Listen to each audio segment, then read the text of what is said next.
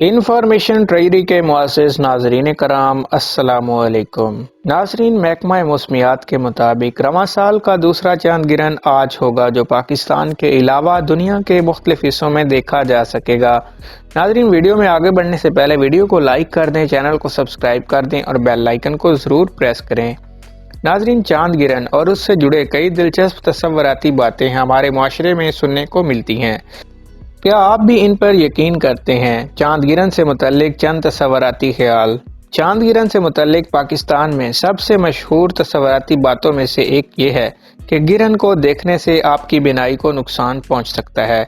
इसके अलावा भारत में आम तौर पर यह ख्याल किया जाता है कि चांद गिरहन के दौरान किसी को खाना या पीना नहीं चाहिए।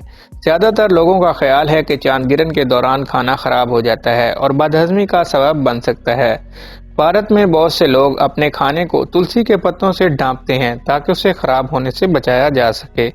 अगरचे चांद गिरहन को बुरा माना जाता है, लेकिन भारत में लोग आमतौर पर यह भी मानते हैं कि ये आपके गुनाहों को धोने का बेहतरीन वक्त होता है और ख्याल किया जाता है कि गिरहन के दौरान आपको गुनाहों से निजात हासिल करने के लिए गुस्ल करना चाहिए ताकि आप पाक हो सकें।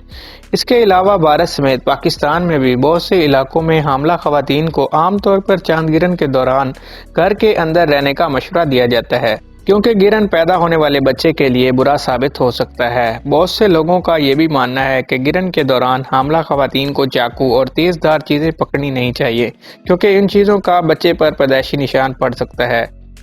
इसके अलावा जनूबी अमेरिका के मकामी लोग मानते हैं कि सूरज और चांद भाई भाई हैं, और अगर गिरहन लग जाए तो इसका मतलब है कि इनमें से एक ने दूसरे को गिरा दिया है।